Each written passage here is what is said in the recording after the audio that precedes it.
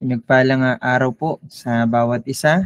Muli, welcome po dito sa ating klase sa Principles and Methods of Teaching.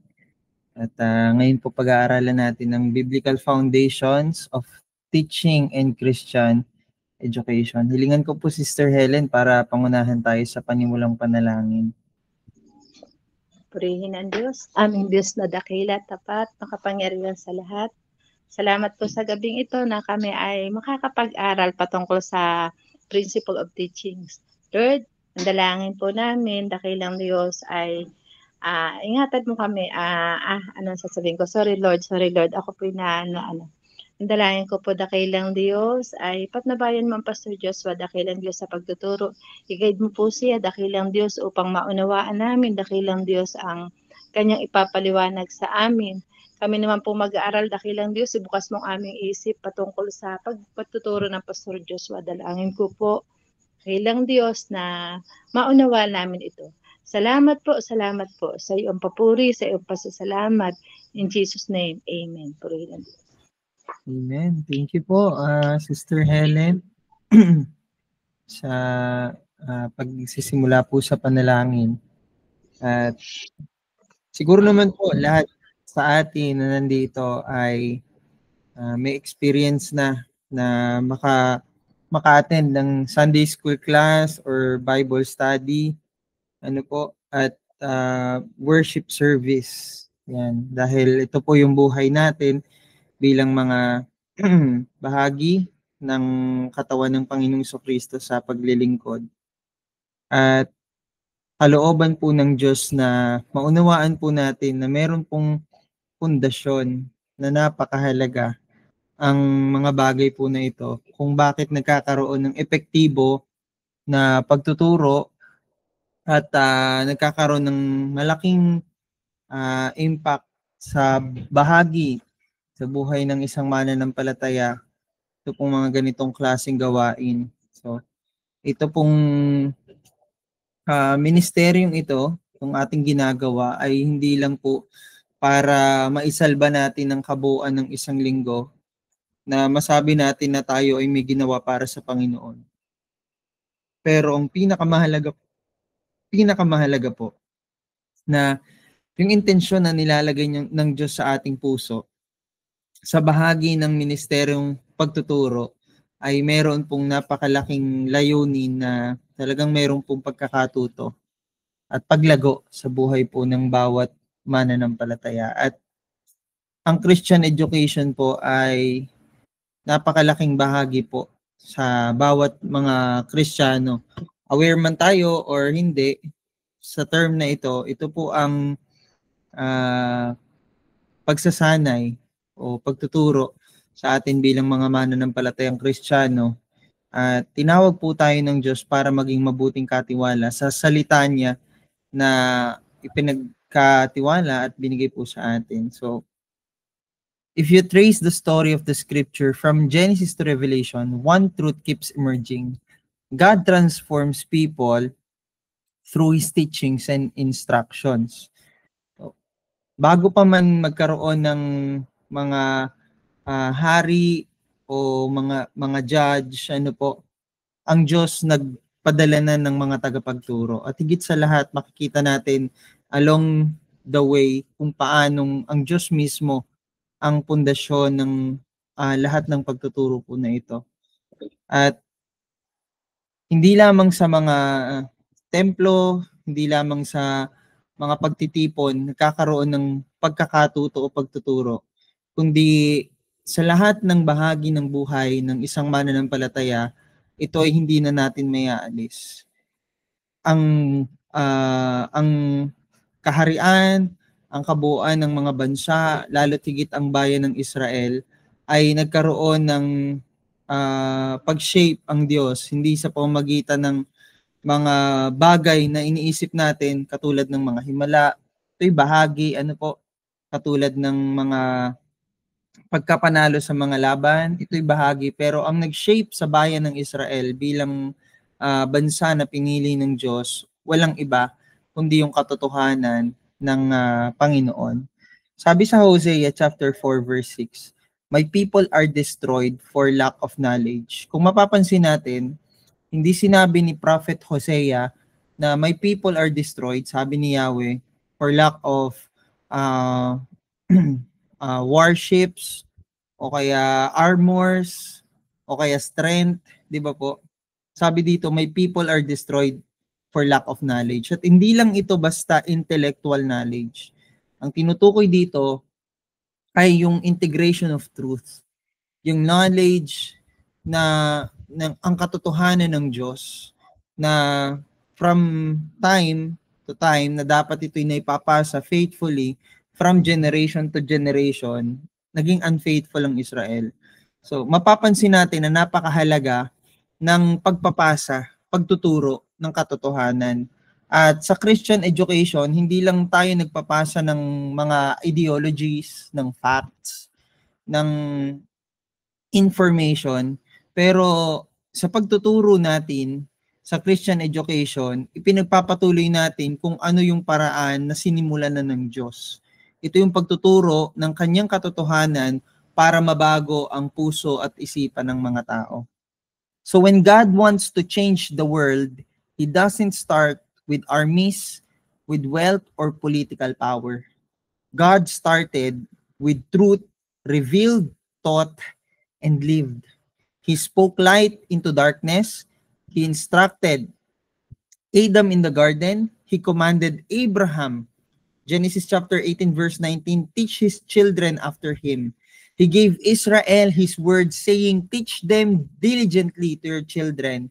He sent prophets, and ultimately, He sent His Son, Jesus Christ, the teachers of teachers. The teacher of teachers. Ano po? So, makita natin dito yung paraan ng Diyos para i-reveal ang sarili niya, ang katotohanan niya, at ito ay sa pamamagitan ng mga tagapagturo. Ano po? Kaya ito yung pundasyon ng Christian education. Sabi sa Psalms chapter 119 verse 130, the unfolding of your words gives light and it gives understanding to the simple. Napakahalaga na makita natin along the way sa pag-aaral natin dito na ang mundo, ito yung parang may tuturing natin na ito yung classroom ng Diyos. At ang kanyang curriculum o yung teaching method niya, materials niya, walang iba kundi yung redemption, yung redemptive plan of salvation. Kung paano ito nag-unfold from Genesis to Revelation at hanggang sa panahon natin, ito ang patuloy nating binibigyan ng pansin. So teaching is God's redemptive strategy. Yan. Makikita natin sa Old Testament kung paanong sa time ni Abraham, ang Diyos nagbigay na ng instruction, ang Diyos nagbigay ng promises. Sa time ni Abraham, ang Diyos nagbigay pa rin ng instruction, nagbigay ng promises, at pagdating ng Panginoong Jesucristo, lahat ng yon nagkaroon ng fulfillment sa pamamagitan ng Panginoong Jesucristo.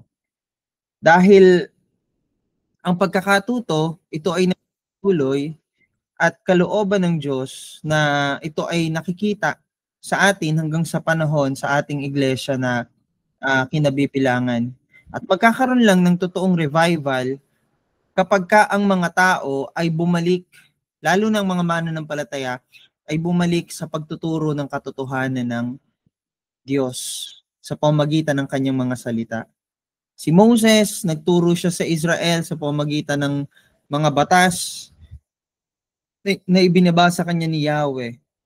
Mababasa natin yan sa Genesis, sa Exodus, Leviticus, Numbers, and Deuteronomy. Hindi lang yung 10 Commandments, ano po? Napakaraming mga bagay na itinuro ang Diyos sa pamamagitan ng mga batas na ibinaba niya sa pamamagitan ng lingkod niyang si Moses.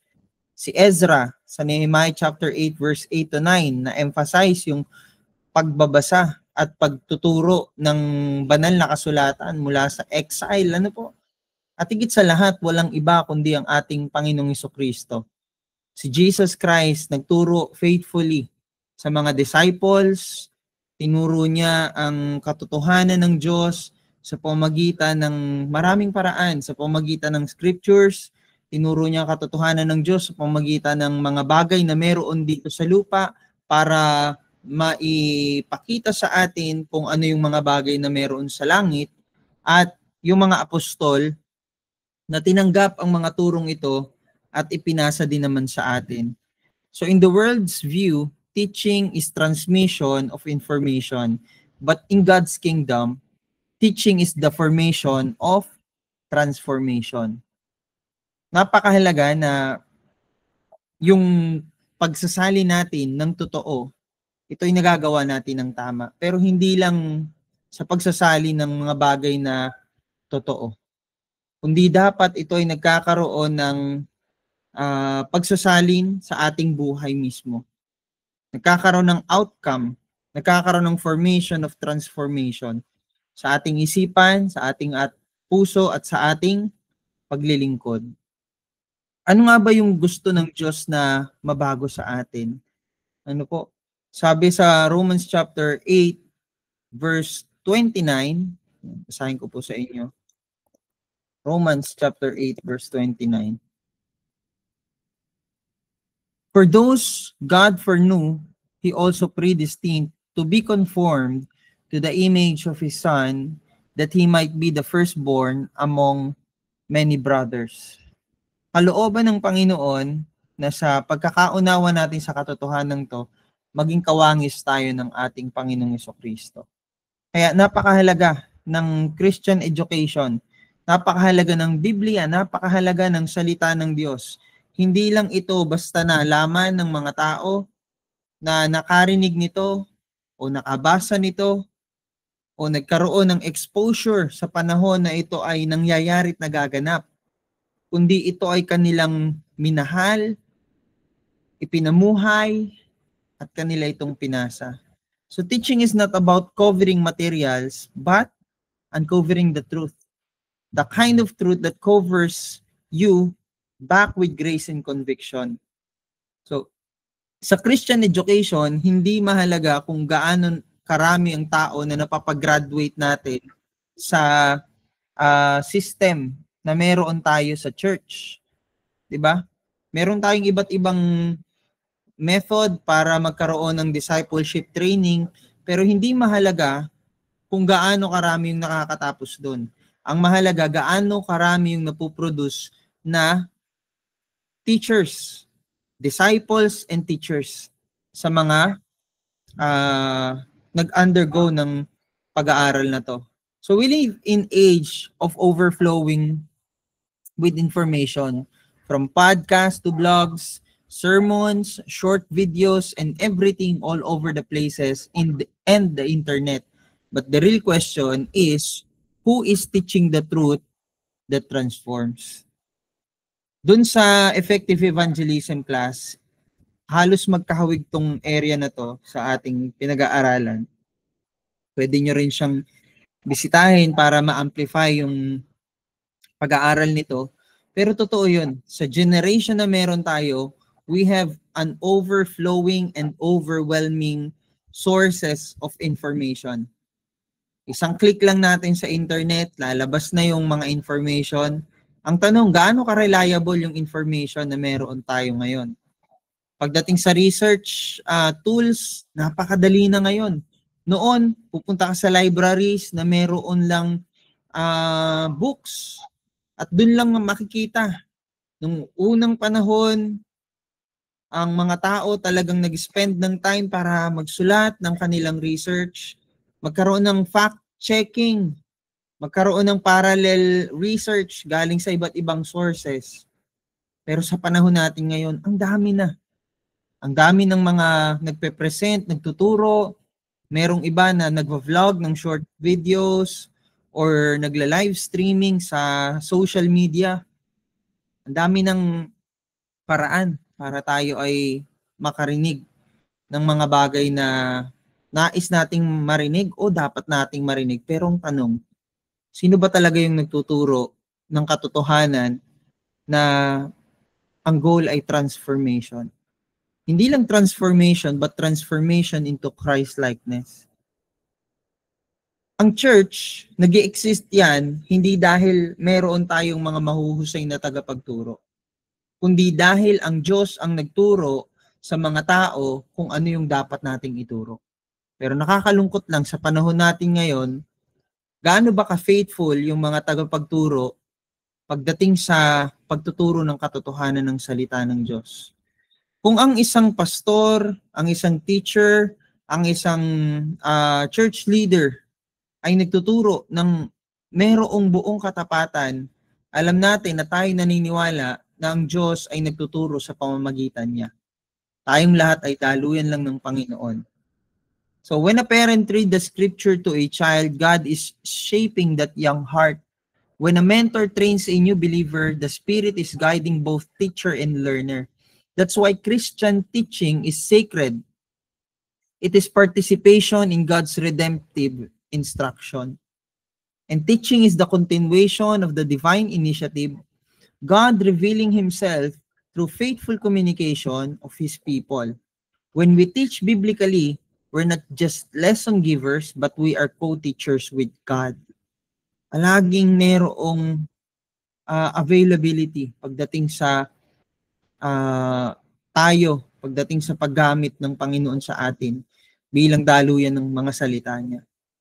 May pagkakataon na pwede tayong maging confident dahil pinag-aralan natin to.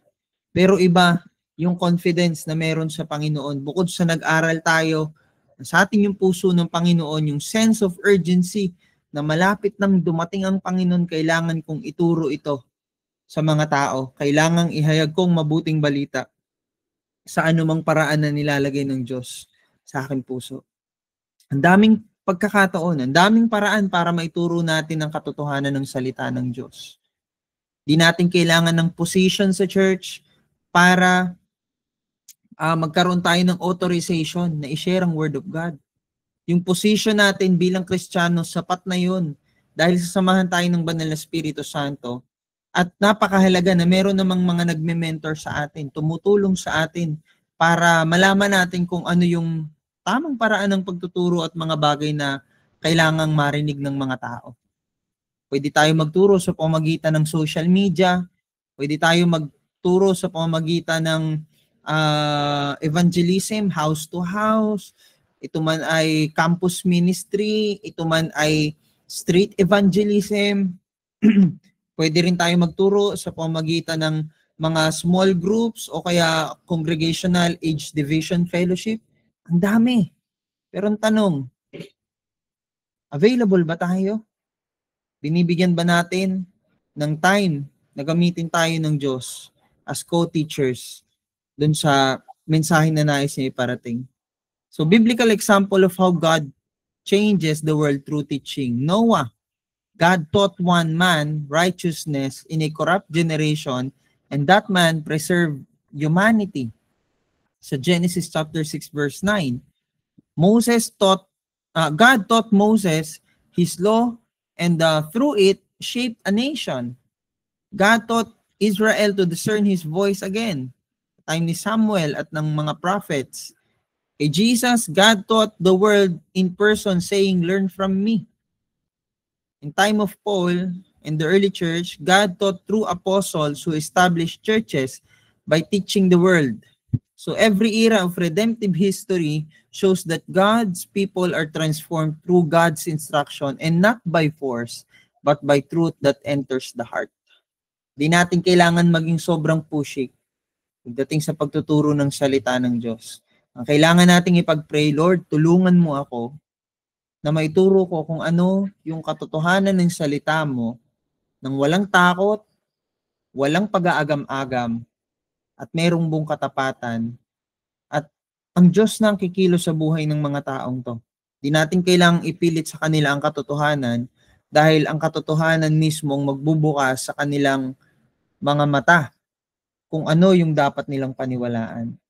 Sabi sa Romans chapter 12 verse 2, "Do not conform to the pattern of this world, but be transformed by the renewing of your mind.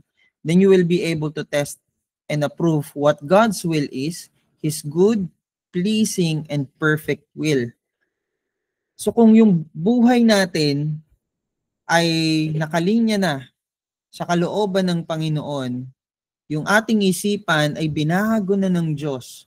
Biruin nyo, may transformation na, may renewing pa dito sa sinasabi ni Apostle Paul. Kasi kung ang ating utak ay hindi magkakaroon ng totoong pagbabago, syempre ito ay nagsisimula sa repentance. Ano po? Hindi lang ito change of mind, kundi talagang ito yung pag-transcend, pag-angat sa higit na mas mahalaga, na maunawaan natin kung ano yung katotohanan, yung misteryo ng salita ng Diyos, at sa pamamagitan nun magkakaroon tayo ng totoong transformation. 'Di ba?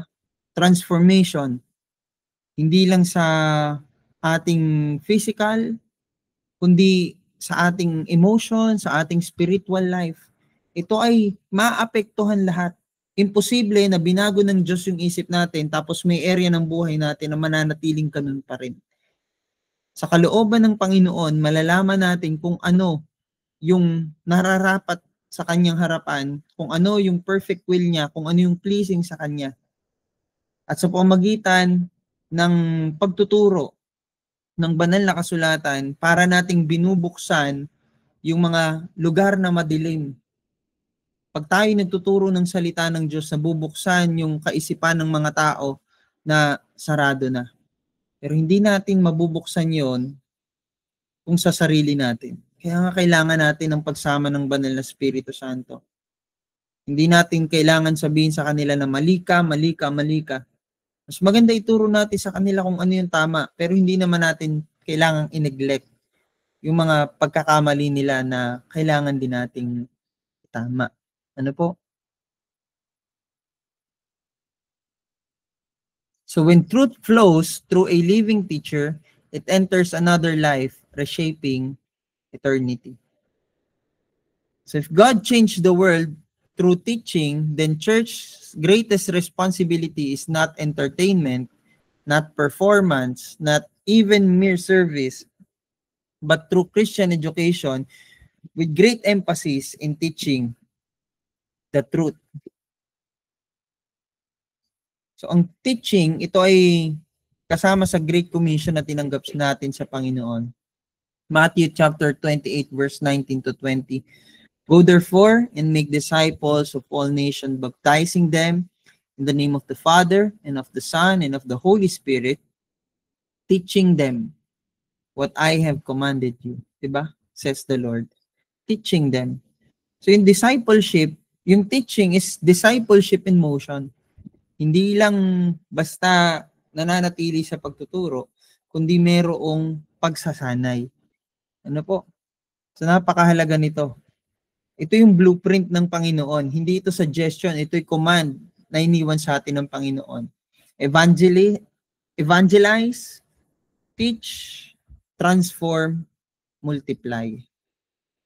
Maghahayo tayo, go. Ano po, magkakaroon tayo ng pag-evangelize, magkakaroon ng pagtuturo, kasama doon yung pagsasanay, ano po, yung teaching, sabi ko nga doon sa effective evangelism, yung sound doctrine, at saka yung discipleship, hindi sila magkahiwalay, hindi sila magkalaban, hindi pwedeng isa lang, kundi pareho, katulad ng isip at puso na hindi dapat naghihiwalay.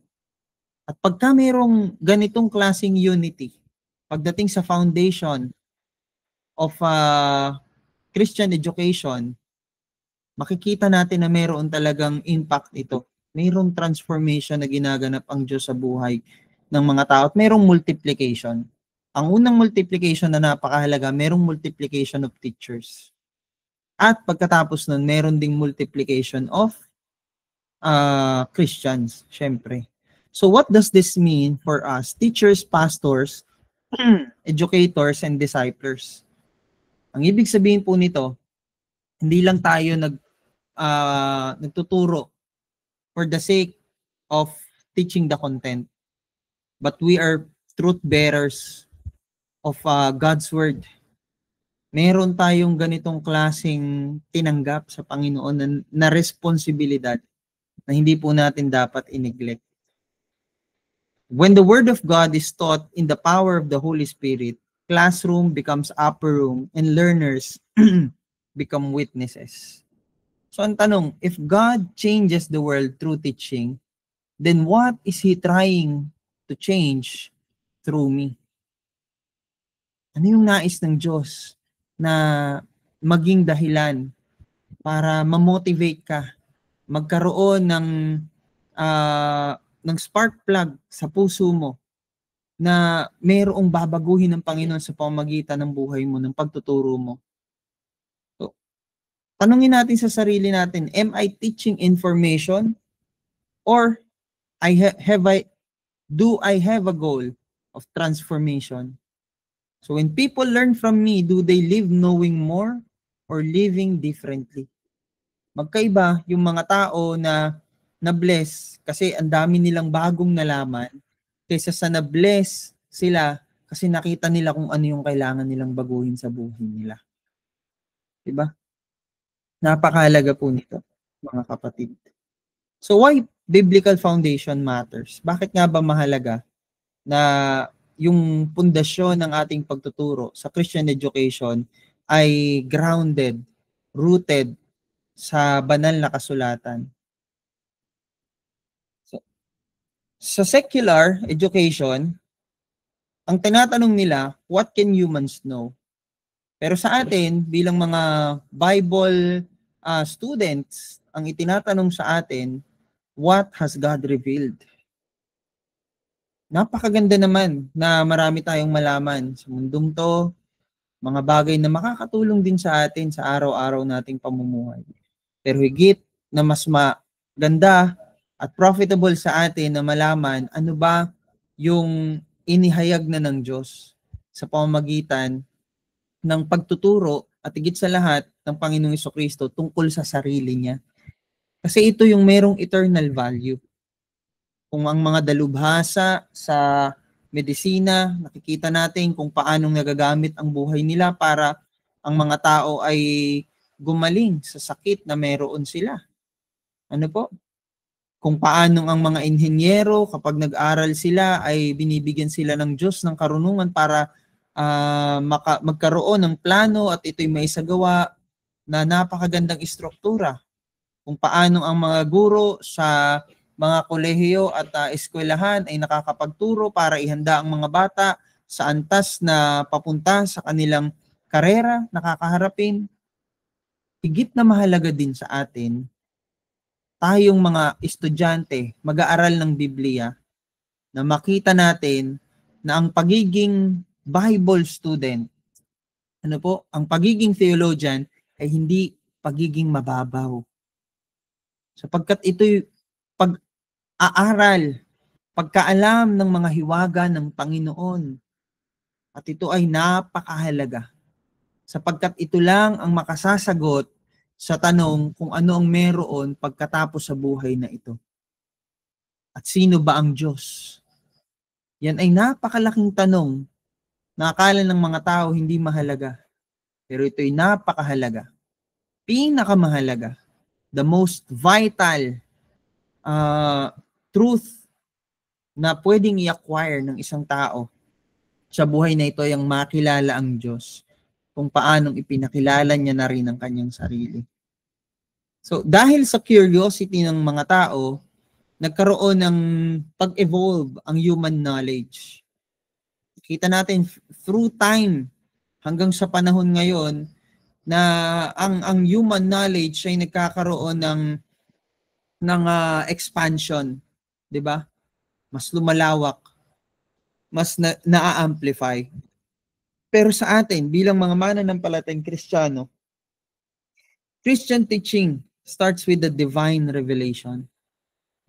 Hindi tayo nagdi-discover ng mga bagay na original sa atin o mga bagay na maaari lang makatulong sa atin sa pamumuhay sa buhay na ito. Ipinapaunawa sa atin ng banal na Espiritu Santo ang mga bagay na magpawalang hanggan. Ito ang kaibahan Kapag meron tayong tamang pundasyon sa banal na kasulatan, at bakit Biblia? Bakit hindi ibang religious books? Dahil ang Biblia ang ibinigay sa atin ng Diyos para mas maunawaan natin kung sino siya at kung paano niya tayo nilikha at ano yung purpose na meron sa atin sa buhay na to. Tinutulungan tayo sa pamamagitan ng banal na kasulatan kung paanong tutugon ng tama sa panawagan ng Panginoon. Kung paano natin mapapakinabangan at magkakaroon tayo ng buong kagalakan doon sa kaligtasan na ibinigay na ng Diyos para sa atin bago pa man likhain ng daigdig. So why do we call it Christian education and not just education? Magkaiba ba yun? Ano bang pinagkaiba nila kung magkaiba sila sa logical reasoning? Alam naman natin na magkaiba talaga sila ng resource. Tayo, Christian education, ang ating foundational resource, walang iba kundi ang Biblia. Sa education, lahat ng bagay na pwede nating matutunan, bahagi yan ng education. Diba? And you can be a great communicator and still fail as a Christian teacher if your message is not grounded in God's truth.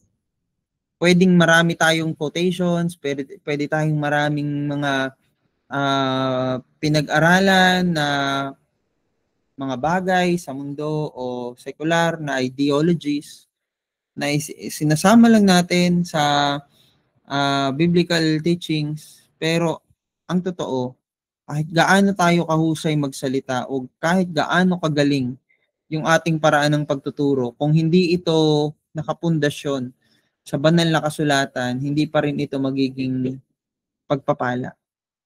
Hindi ito magiging kagamit-gamit sa paglagong espiritual ng mga mananampalataya na nakakarinig sa atin at kahit ng mga taong hindi pa sumasampalataya. So the Bible is the foundation of Christian education.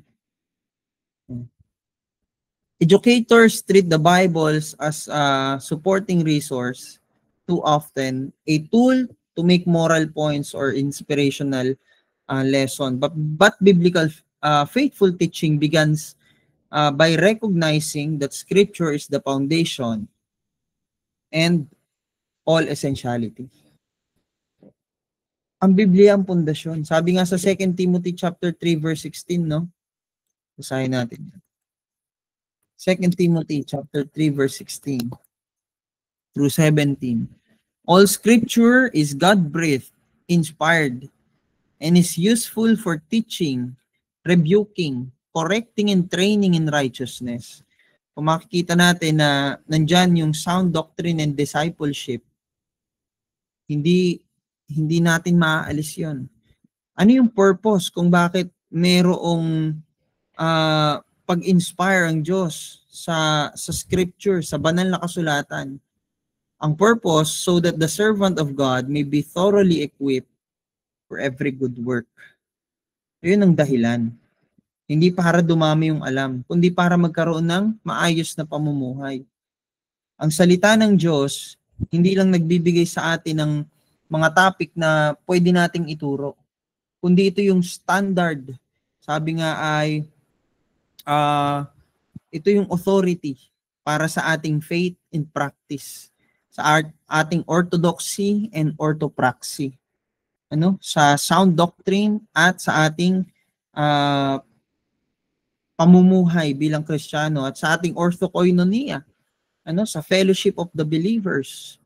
So ito yung standard natin, ito yung pamantayan natin, ang katotohanan na mula sa banal na kasulatan, yan ang magiging pamantayan natin sa lahat ng mga nagpapakilalang katotohanan sa paligid. Kung ito ay tataliwas sa banal na kasulatan, alam natin, hindi yan ang tama. Hindi yan ang kalooban ng Panginoon. So, biblical foundation defines the nature of truth. Sa panahon natin ngayon, may mga tao na nagsasabing pwedeng ang mga totoo sa akin, hindi totoo sa iyo, at ang totoo sa iyo, pwedeng hindi totoo sa akin. Pero pagdating sa Diyos, The truth of God is the absolute truth. Hindi natin pwedeng sabihin dahil ang mga atheist ay hindi naniniwala sa Diyos, hindi na totoong Diyos. At para sa mga naniniwala sa Diyos, doon lamang totoo ang Diyos. Alam natin na kahit hindi sila maniwala na totoo ang Diyos dahil absolute truth ang existence ng Diyos, ito ay hindi mababago. Ito hindi mababali. Bakit? Truth about God is not about how we comprehend Him. It's not about our emotion. It's not about us. It's all about Him. Yun yung kaibahan ng katotohanan ng Diyos. Hindi isang bagay na pwedeng sabihin natin na totoo sa akin, pwedeng hindi totoo sa iyo. Relative truth, di ba? Hindi, sabi ng iba, kailangan igalang sila sa gender preference na pinipili nila. Kahit sila, hayag na sila ay lalaki, sasabihin nila sila ay babae. Sinasabi pa ng iba na wala silang kasarian, di ba? At yun ay totoo sa kanila at ang nagde-demand sila ng paggalang sa mga bagay na yun. Pero alam natin, hindi yung totoo. Ito ay corruption of mind. Ito ang dahilan kung bakit nais ng Diyos na bumalik tayo sa Kanya. Kasi hindi tayo makakapag-desisyon ng tama. Hindi tayo magkakaroon ng tamang pag-iisip malibang meron tayong maliwanag na kaunawaan sa katotohanan ng Diyos. Maliwanag na sinabi ng Panginoon na nilikha ng Diyos ang tao. Pinipilit ng marami na hindi naniniwala sa Diyos ng tao ay nagmula sa lower kind of species na nag-evolve through time, billions of years. Pero theory lang yun. Alam natin na ang totoong science, it is observable. Diba? At it is and should be repeatable. Diba? Ito yung katotohanan. Merong proof. Hindi lang theory. Kaya magkaiba yung theory at yung law. Diba? Magkaiba yung theory of evolution sa law of gravity. Makikita natin ang law of gravity. Ito ay truth revealed by God pagdating sa nature na meron tayo. Si Isaac Newton, nagkaroon siya ng realization na ganito. Nung napatakan siya ng apple, na-enlightened siya na lahat ng mula sa taas bumabagsak dahil sa law of gravity. Observable ito, repeatable ito. Diba? So, ang foundation ng truth ay ang Bible. Nilikha tayo ayon sa wangis ng Diyos at nilikha ng Diyos ang tao bilang lalaki at babae. Kahit kailan, hindi pwedeng mag-produce ang kabayo ng baboy. Kahit kailan, hindi pwedeng mag-produce ang baboy ng kambing. Kapag ka ang baboy ay nagkaroon ng sexual relation sa isa't isa, baboy ang lalabas. Ganon din sa tao. Wala namang tao na ipinanganak na nagkaroon ng itlog muna. Diba? Lahat ng yan, dinisenyo ng Diyos. At ayon sa magandang disenyo ng Panginoon, ito ay nagiging angkop. Hindi lang nagkaroon ng pag-adapt sa environment. Though merong ganitong pangyayari na nag-a-adapt nga sa environment, pero hindi ito nangangahulugan ng macroevolution, 'di ba? So, makikita natin na kahit ang aso, kapag ito ay napunta sa isang malamig na lugar, pwedeng nag-a-adapt, kumakapal ang kanyang balahibo. Pag napunta sa mainit, numinipis ang kanyang balahibo. Pero aso at aso pa rin, 'di ba? Pag tiningnan natin yung category, aso pa rin. Ang biblical foundation, itong nagde-define ng nature of truth, lalo sa reality and existence ng Diyos. Bakit Biblia? Kasi Biblia lang ang nagpakita sa atin ng lahat ng katotohanan mula sa observable hanggang sa eternal. 'Di ba? Mga bagay na mababasa natin sa Biblia, bago pa man ang scientific innovation, sinabi na sa Leviticus that the life of the flesh is in the blood. Paano nalaman ng mga Israelita, ng mga Hebreo that the life of the flesh is in the blood, na kapag ka hindi na dumadaloy ang dugo at inalis ang dugo sa katawan ng tao, mawawala ng buhay ang tao. Hindi ito nagmula sa kanila, kundi ito ay ni-reveal ng Diyos. Sabi sa Psalms chapter 119 verse 130, unfolding of your words gives light. Ang Diyos sa pamamagitan ng kanyang banal na kasulatan ay nagbigay ng revelation sa atin. Yung mga bagay sa paligid, it is general revelation. But the special revelation is the embodiment of the Logos, which is Jesus Christ. Sa pamamagitan ng Panginoong Jesucristo, nagkaroon ng pagiging tao, pagkakatawang taong katotohanan ito.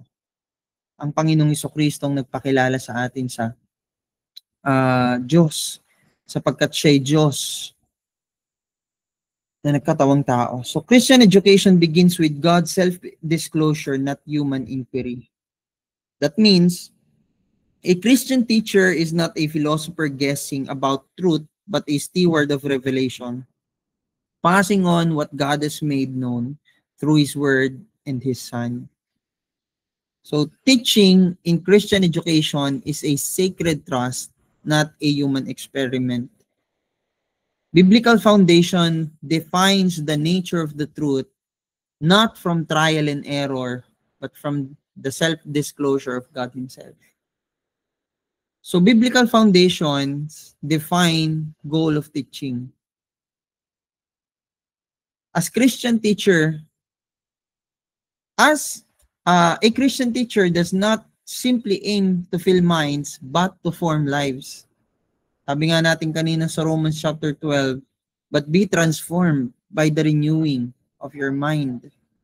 Ito yung goal ng teaching. At paulit-ulit, nating binabanggit yan dito sa principles and methods of teaching para ito ay tumatak sa ating puso.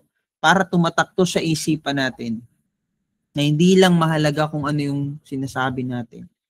Mahalaga yung relationship na nabibuild through teaching, through Christian education, through personal, intentional discipleship. Kung walang biblical foundation ng education, magiging facts basis and performance basis lang yung ginagawa natin sa church. At maraming mga churches ngayon ang nagiging ganyan. Program-centered, di ba? Entertainment, merong konting word of God, mapapansin natin, di ba? Mga tao ngayon, sobrang inip na. Parang naging standard na lang ng preaching and teaching ngayon is 30 to 40 minutes. Hindi ba masarap makinig sa salita ng Diyos? Bakit pagdating sa sine, kinakayang manood ng 1 hour and 30 minutes, 2 hours, 3 hours? Kinakaya. Pero bakit pag pakikinig ng salita ng Diyos, parang mayroon pang magtataas ng placard, di ba? Alagay, time's up. Akala mo naman nagre-renta ka ng lugar. Oo, mahalaga naman yung oras talaga. Pero if we value the Word of God, we value God teaching us through His Word, through His people. Diba? Mahalaga na time conscious tayo. Ang sinasabi ko lang, bakit may mga Kristiyano na parang dahil nga overwhelmed na sa information, sasabihin, alam ko na yan. Parang okay na yan kasi may games pa tayo. Minsan, mas mahaba pa ang games. Mas mahaba pa ang raffle kaysa sa pag-aaral ng Word of God. So, Christian education is a process of guiding the learner towards desirable change. Palaging meron tayong goal. Sa Christian education, palaging meron tayong goal. Kaya nga simula sa bata, sa kabataan, sa adults, dapat merong progressive na pagtuturo din. Katulad ng meron tayo sa eskwelahan natin. 'Di ba? Kapag primary, 'di ba? Pagka pre-LM, makita natin yung pinag-aaralan nila, mga foundations, ABCD, Numbers 1 to 10, di ba? Pag angat ng antas ng level ng primary education, mag-aaral na sila ng basic mathematics, reading, writing, hanggang sa secondary education, mas ibang level, biology, geometry, 'di ba? Pagdating ng college, 'di ba, ng tertiary, alam natin na paghahanda na ito papunta sa kanilang career. 'Di ba? Bakit sa atin sa church parang kung ano yung pwedeng ituro, yun na lang tinuturo natin. Kaya pala may pagkakataon na parang hindi effective kasi hindi angkop yung tinuturo.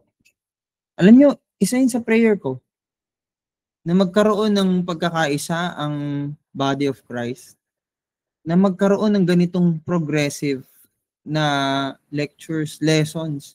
Hindi natin yan madadala sa Sunday service, pero pwede natin yan dalhin sa small groups natin. Pwede nating dalhin yan sa age group division. 'Di ba? Kasi meron yang kaangkupan. Merong mga una at foundational truths na kailangang malaman ng mga tao. Katulad ng salvation and repentance, water baptism. 'Di ba? Napakahalaga ng mga bagay na 'to. At yan ang isa sa panalangin ko na loobin nawa ng Diyos na magawa namin dito, magawa din ng ibang churches, masimulan natin.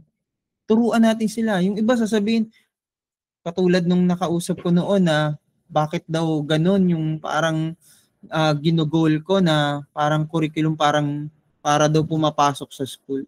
Eh, hindi ba natin napapansin, effective yung method ng eskwelahan kung bakit ang bata nung natuto siyang mag ABCD, naglaon dun sa process na dinaanan niya sa eskwelahan, hindi lang siya nakapag ABCD.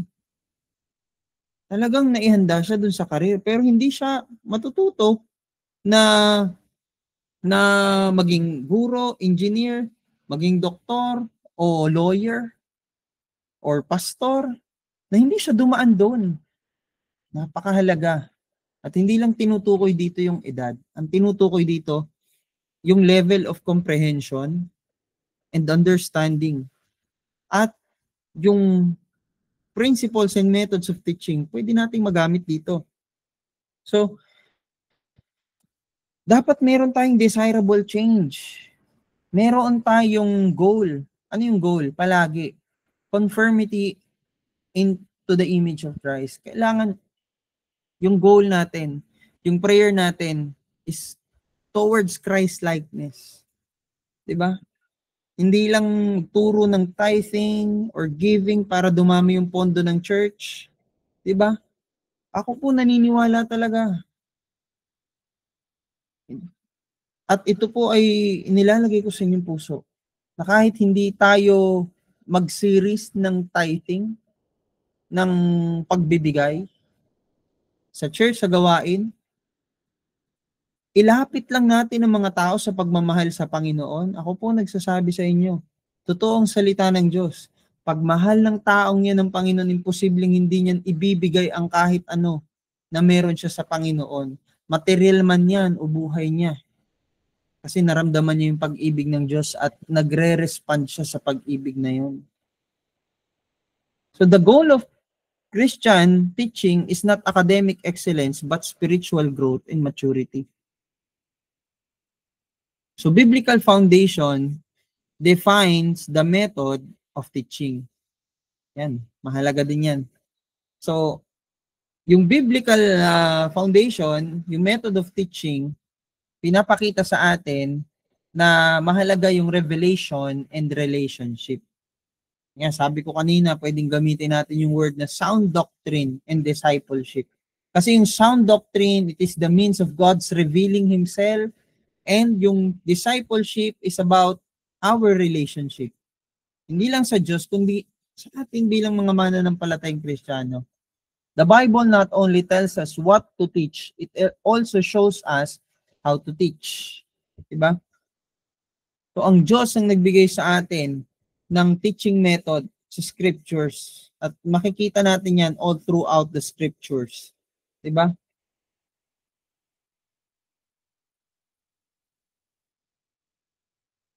Biblical foundations define the teacher's role. So, ang tanong, alam ba natin kung ano yung role natin bilang mga Christian educators? Without biblical grounding, preachers can drift towards performance, becoming entertainers, motivators, or information deliverers. But Scripture defines the teacher as a servant and steward of truth. Sabi sa 2 Corinthians chapter 4 verse 5, we do not preach ourselves, but Jesus Christ as Lord, and ourselves as your servants for Jesus' sake. Yan, 'di ba? Alam natin sa sarili natin na hindi tayo ang bida. Hindi tayo ang magaling. Si Lord ang magaling. Si Lord ang bida. Siyang sentro ng mensahe, hindi tayo. At kung mayroong makakita sa atin na mayroon tayong kahusayan na nakikitaan sa atin yung excellence, dapat ito ay nagli-lead sa atin sa humility. Sapagkat katiwala lang tayo ng truth ng Bible, di ba? So in biblical education, teaching is not performance, it is partnership with God. Hindi lang moral guide, kundi alam niyo po yung truth ng scriptures, hindi lang binabago niyan yung morality natin, kundi sineset yung utak natin sa mga bagay na panlangit. 'Di ba? Hindi lang ang Biblia, ang Bible nakapagpapabait, ito ay nagbibigay ng direction sa buhay ng isang tao. So, biblical foundation defines the learner's identity. Yan, dahil sa Biblia, makikita din natin yung sarili natin kasi hindi lang naman tayo teachers. Lahat tayo, teachers and learners ng Word of God. So in secular education, often treats learners as customers. People who receive information, evaluate it, and move on. So makikita natin sa secular education, hindi man lahat, pero makikita natin yung mga teachers sa secular education, lalo sa colleges, magtuturo sila, walang pakialam yung teacher mo kahit di ka pumasok. Kasi nasa iyo naman yun eh. Yung teacher mo, binabayaran siya kahit absent ka. Kita natin yun. Ang role lang ng teacher sa secular education, magturo. Diba? Hindi ko sinasabing walang compassion yung mga teacher sa secular. No? Maraming teacher ang compassionate sa secular world. Pero meron ding mga hindi. Pero sa atin, as Christian educators, we treat learners as disciples, followers of Jesus, who receive truth to live it and share it. Kapag nawala, yung tinuturuan mo, kailangan may follow-up. Hindi dahil mawawalan ka ng church member eh. O kaya mapapagalitan ka ng pastor mo. Hindi naman sa pastor yung member na yan. At lalong hindi atin yan. Sa Panginoon yan eh. Itiniwala yan sa atin ng Panginoon. Bakit natin hinahayaang mawala? Diba? Kailangan nandun yung puso natin. Alagaan, pakainin, yung mga ipinagkatiwala sa atin ng Panginoon. Sabi sa Luke chapter 6 verse 40, everyone who's fully trained will be like his teacher. Kailangan dumaan muna tayo dyan sa training. At may pagkakataon, hindi man marami, pero may bibigay sa atin ng Diyos na dadaan sa training, sa process ng growth and maturity, at dadating yung time, papalitan nila tayo dun sa position na meron tayo. Huwag tayong matakot. Kapag nakakita tayo ng potential sa learner na meron tayo, huwag tayong ma-threaten na baka balang araw, palitan ako nito sa pagiging pastor o kaya pagiging leader. Parang mas nagagalingan niya na ako. Hindi. Dapat lalo tayong matuwa. Dapat lalo nating paghusayan ng pagtitrain kasi pinagkatiwala lang yan ng Panginoon sa atin. Kalooban ng Diyos na merong magtutuloy ng kung ano mang pinasimulan niya sa buhay natin. At may bahagi tayo doon. May bahagi tayo sa paghahanda sa next generation. Kung makikita natin yung mga learners, yung disciples na pinagkatiwala sa atin ng Panginoon, na sila yung papalit sa atin, kailangan maging faithful tayo para ihanda sila sa pagdating ng panahon na yon. Maihanda yung puso nila, maihanda rin yung kanilang response sa Panginoon at sa mga tao. Diba? Katulad na lang ni Moses kay Joshua.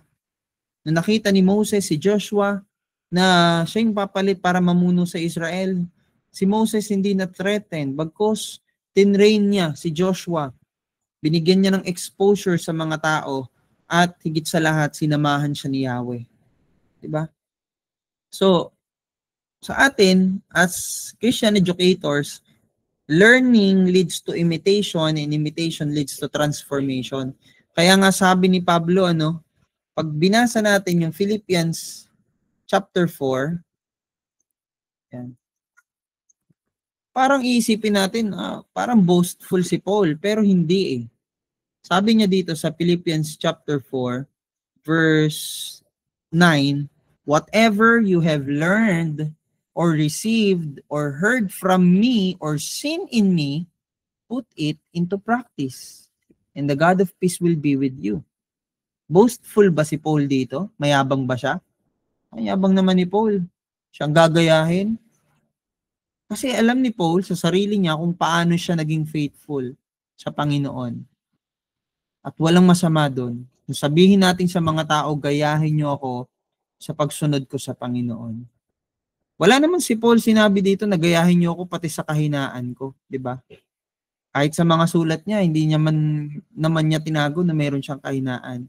Pero ipinakita niya dito, kung ano yung natutunan niyo sa akin, tinanggap niyo sa akin, narinig niyo sa akin, nakita niyo sa akin, gawin niyo yun. At hindi yun nanggaling sa kanya. Pag tiningnan natin ang scriptures, ang isang bagay na ma-appreciate natin kay Apostle Paul, hindi niya inaangkin yung kapurihan para sa sarili niya.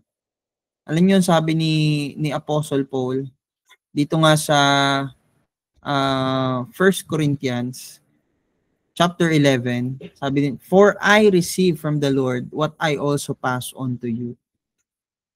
Inaangkin niya rin, kinikilala niya sa sarili niya yung mga bagay na itinuro niya, yung pamumuhay na meron siya, yung nakita ng mga tao sa kanya, tinanggap niya yun sa Panginoon. Walang original na nasa kanya. Diba? At yun din yung prayer natin. Sana, loobin ng Diyos na lahat ng nakikita sa atin ng mga tao sa paligid natin, ito yung tinatanggap natin sa Panginoon. At tatanggap lang tayo sa Panginoon kung uupo tayo sa paanan ng Panginoon para matuto tayo sa Kanya. So effective learning involves active participation, inner conviction. In Christian education, conviction is produced by the Holy Spirit and not by human persuasion. Therefore, teaching must invite response and obedience, not just agreement. And we're not aiming for spectators of truth, but participants in truth. So biblical foundation also defines the curriculum. Yung curriculum natin, yung tinuturo natin, it is a progressive revelation of God's truth centered on Christ. Pag sinabing progressive revelation, hindi ibig sabihin na unti-unting pinapakilala ni Lord yung sarili niya. Pinakilala na ni Lord yung sarili niya. Buong buo, walang new revelation. Diba? Merong illumination sa atin sa revealed Word of God. At kaya ito progressive pagdating sa atin dahil tayo ay nandun sa panahon na natututo pa tayo. Kahit yung faith natin nasa strengthen through time. At kahit ang mga apostles dumaan dyan. Hindi nung nakilala nila at nakita si Jesus, meron na silang firm and founded faith kay Jesus. After pa nga ng resurrection, dun pa sila masalong tumibay sa pananampalataya eh. 'Di ba? Kahit nung time na si Peter nakalakad siya sa tubig, lumubog siya kasi hindi pa matibay yung pananampalataya niya kasi nasa progress pa siya, nasa process pa siya. Pero after ni Jesus sa resurrection, nakita naman natin, after na ma-receive niya yung outpouring of the Holy Spirit, grabe. 'Di ba? Ginamit siya ng Panginoon. Tinuro niya yung katotohanan ng walang takot. So Colossians chapter 1 verse 28, we proclaim Him, Jesus Christ, admonishing and teaching everyone with all wisdom so that we may present everyone perfect in Christ. Yan. Hindi man perfect in a sense na sinless tayo dahil hindi na tayo nagkakasala talaga. Maging perfect tayo sa pamamagitan ng Panginoong Jesucristo na nasa atin, yung righteousness ng Panginoong Jesucristo. So, lahat ng mga bagay, mula sa doctrine, ethics, ministry, at yung practical life natin, babalik tayo sa kung paanong tayo ay binubuo ng ating Panginoong Jesucristo. So the curriculum of Christian education is continuing story of God's redemptive act. So it shapes the meta-narrative of creation, fall, redemption, and restoration. So lahat ng mga bagay na to, pumapatungo sa redemptive plan ng Panginoon. Simula pa lang, dun pa lang sa in the beginning, hanggang sa amen, sa Revelation, alam natin na ito ay patungo sa redemptive plan ng Panginoon. So, biblical foundation guards against drift. Tinutulungan tayo sa pamagitan ng banal na kasulatan na hindi tayo matisod, hindi tayo mawala doon sa linya ng kalooban ng Panginoon, ng katotohanan ng Panginoon. Tinutulungan tayo ng banal na kasulatan para hindi tayo lubusang malugmok sa pagkakamali. Number 1 is psychological drift, relying solely on human theories of motivation and development. Diba? Hindi lang nais ng Diyos na magkaroon tayo ng magandang mental health. Diba? So pragmatic drift, focusing on method and result rather than truth and transformation or formation. Diba? And number 3 is the cultural drift, adapt message to fit society rather than scriptures. So hindi nagbabago ang salita ng Diyos. Katulad ng Panginoong Jesucristo, noon, ngayon at magpakailanman ang salita ng Diyos ay absolute truth. Totoo. Walang pagbabago. Hindi kailangan baguhin ang paraan ng pagtuturo o mensahe ng banal na kasulatan dahil kailangang mag-fit ito sa society. 'Di ba? May mga tinatanggap at nire-reject na yung culture natin ngayon, pero hindi eh. Kapag katotohanan ng salita ng Diyos, yan ang tuturo natin. Ito yung warning, when the church forgets teaching mission, the church begins to entertain rather than to transform. So biblical foundation gives the Holy Spirit room to work. Diba? Sabi sa John 6:63, the words I've spoken to you, they are spirit and life. So kapag ang Bible ang foundation natin, ang Holy Spirit kumikilos, binibless niya yung pagtuturo natin at nagkakaroon ng impact ito sa buhay ng mga tao. So when God delivered Israel from Egypt, His purpose was not simply to free them from slavery, but to form them into a nation who will teach His covenant, a people who would live, display, and transmit His truth to future generation. Sabi sa Deuteronomy chapter 6, verse 6 to 7, these words that I command you, today shall be on your heart. You shall teach them diligently to your children, and shall talk of them when you sit in your house, when you walk by the way, when you lie down, and when you rise. Ayan. Kaya covenantal itong teaching na to. Nakita natin na ito ay command ng Diyos at covenant ng Panginoon at itinuturo dapat ito sa family, sa lahat ng pagkakataon, sa lahat ng sitwasyon, di ba?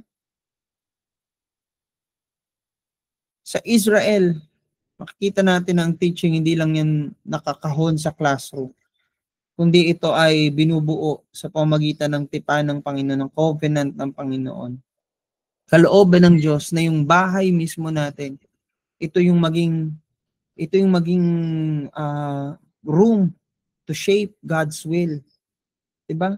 Makikita natin dito sa Deuteronomy chapter 6 verse 6 to 7 yung mga magulang mismo yung nagtuturo sa kanilang mga anak. Yan din naman yung sinabi sa Proverbs, di ba? Train up a child the way he should go, and when he is old, he will not depart from it. Sino magtuturo sa bata? Magulang. Kaya ang halaga ng pagtuturo ng katotohanan ng salita ng Diyos sa loob ng bahay. Hindi iniaasa sa pastor yung pagtuturo ng katotohanan ng salita ng Diyos. Kahit ng pastor, nagtuturo yan, mahalaga din na yung mga Kristiyanong pamilya, lalo na mga Kristiyanong magulang, pinapalaki yung mga bata sa aral at turo ng Panginoon. Pero hindi naman nangangahulugan na ang isang bata na lumaki sa Kristiyanong pamilya ay perpektong bata. Alam niyo yung ganyang weight of burden, lalong mas matindi sa mga pastors' kids, katulad namin. Bilang mga anak ng pastor, parang lahat ng gagawin mo dapat tama kasi magulang mo pastor. Pero kahit na ang mga magulang namin nagtuturo ng banal na kasulatan, tinatama nila kami dahil kami mga bata na sa proseso ng pagiging bata, ang bata'y malikot, may pagkakataon na nagiging pasaway, at ito'y normal, nakakagawa pa rin ng pagkakamali, lalo na yung kahit mga pastor's kids. Sabi nga ni Pastor Sidney Herrera, yung aming kumpare at songwriter, sabi niya doon sa isang preaching niya, ang mga anak lang ba ng pastor ang may karapatang gumawa ng tama? Di ba? Akala kasi ng mga tao, porket laki ka sa pamilyang Kristiyano, dapat mabait ka na. Pero along the way, nagkakaroon naman ng outcome yan eh. Kasi may fruit yung tinuro sa amin nung bata kami. At naging mahalagang bagay yon para ma-shape yung aming way para mag-respond dun sa culture na meron kami sa paligid namin. So, makikita natin na iba pa rin yung lumaki sa Kristiyanong pamilya sa lumaki sa pamilyang hindi sumasampalataya sa Panginoon. Ito'y na-adapt at hindi lang basta pagsasalita. Kasi ang bata, mas natututo siya sa ginagawa ng magulang. Inuulit niya kung ano yung ginagawa ng magulang. Diba? Dahil bata yan, iniisip niya lahat ng ginagawa sa kanya at ginagawa sa paligid niya, pwede niyang i-adapt. At ito yung nagiging modeling sa isang bata. Ito yung most dominant method pagdating sa family. So, kailangan nating ipag-pray yung family natin, yung bahay mismo natin, maging founded sa biblical truth. Yung parents mismo magkaroon ng time na ituro ito sa pagkain, sa pag-travel, kahit sa paraan ng pagtatrabaho, kahit sa pagpapahinga. Hindi mo wala sa mga labi, hindi mo wala sa pagkilos yung covenant ng Panginoon. Hindi lang sa church matututo ang mga bata. Mas madami silang matututunan sa bahay. Kahit sa school, nakikita natin, parang iniaasa ng mga magulang sa teachers. Pero, bakit nga ba may mga time na parang mas gusto ng bata na makinig sa teacher niya kaysa sa nanay niya or tatay niya? Kasi yung teacher niya na nagtuturo ay iba yung approach sa kanya. Pero, mas personal yung approach ng magulang. So, kailangan meron ding tamang paraan. Aralin natin, humingi tayo ng wisdom sa Panginoon. Mga bagay na hindi natin matututunan sa libro, pero ituturo sa atin ng banal na Espiritu Santo. So in biblical education, the home is not optional, it is foundational. So when Israelites failed to remember, God sent prophets. Dahil nga, hindi nai-integrate ng mabuti sa bahay yung covenantal truth, covenantal promises, covenantal instructions ng Diyos. Sa buhay ng mga Israelitang ito, nagpadala ang Diyos ng propeta para ipaalala sa kanila. Kasi ang goal ng teaching and repetition is for us to remember. For us to learn, for us to remember. Diba? Pinadala ng Diyos yung mga propeta para magturo sa bayan ng Israel, para ipaalala sa kanila yung covenant ng Panginoon. So prophet's task was not prediction but instruction, calling a people who had heard truth to live it again. So pagdating sa prophetic ministry, sa teaching ministry, in terms of prophetic ministry, it's about reshaping, renewal, revival, and reminding the people about the instructions of God. Diba? So when learners drift, teachers must lovingly confront. Kita natin yung mga Israelita, ang tigas ng ulo nila, andyan yung mga prophets para magsalita kung ano yung nais ng Diyos na iparating. Kasi matigas nga yung ulo nila. Pero every time na nagre-repent ang Israel, makikita natin na nagbibigay ang Diyos ng revival, binibless ng Diyos ang Israel. Ganon din sa atin, sa family natin. Kaya nagpapadala ang Diyos ng ibang mga lingkod niya. Kasi we failed. In some point, we failed to teach or we failed to remember. Pero if we humble ourselves before the Lord, He will guide us, He will guard us, He will renew us, reshape us, revive us, and will let us remind of His faithful covenant. Yan yung nais ng Panginoon. Diba? So yung mga prophets na yan, pinadala ng Diyos para magpahayag sa Israel. Pero, kahit sila nag-failed, diba? When prophets fell short, God the Father sent His own Son, Jesus Christ. Kasi kahit yung mga prophets mismo, hindi sila naging faithful to the fullest. At dumating na talaga yung time na si Jesus Christ na yung ipadala para ipahayag yung katotohanan. So John chapter 1 verse 14, the Word became flesh and made His dwelling among us. Si Jesus, hindi lang siya nagsalita ng tungkol sa katotohanan. Siya ang katotohanan.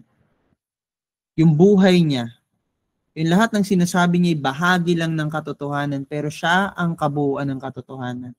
Yung pagmamahal niya, yung pagsunod niya sa kalooban ng Ama, yung relationship na meron siya sa Ama at sa mga disipulo at sa mga tao, lahat yun. Ginagawa ng Panginoong Jesucristo intentional para i-model yung pamumuhay na kaya din nating ipamuhay. Hindi dahil Diyos ang Panginoong Jesucristo, alalahanin natin, nagkatawang tao si Jesus. Tinutokso siya ng demonyo. Paulit-ulit yung ginagawa ng demonyo, pero napapagtagumpayan niya yun. Ganon din tayo. God is with us, hindi sa sarili nating lakas. Hindi lang si Jesus nag-target ng mga tao na ibaba, yung mga Pariseo, mga Saduceo nagmamataas, di ba? At yung mga tao ay mapuno yung utak nila ng kaalaman, hindi. Sa pamamagitan ng lahat ng ginagawa niya, sa pamamagitan ng pagtuturo niya, ng mga miracles niya, inabot niya yung puso ng mga tao. Binago niya yung puso ng mga tao, binago niya yung buhay ng mga tao. Si Matthew, nakaupo sa tax collector's booth, sinabi ni Jesus, tumayo ka, sumama ka sa akin. Tumayo si Matthew and his life never be the same again. Si Zacchaeus, so curious siya, sino si Jesus, umakyat siya sa puno ng sikomoro, nakita siya ni Jesus, at tinanong niya kung paano siya maliligtas, yung pamilya niya. At nagkaroon ng transformation, na move si Zacchaeus para ibalik yung lahat ng pinanglamang niya sa mga tao ng higit pa at nagbigay pa siya sa mga tao. Hindi ito kaya ng pagtuturo lang. Merong something kay Jesus. At ito yung embodiment of truth. The incarnation of truth. So,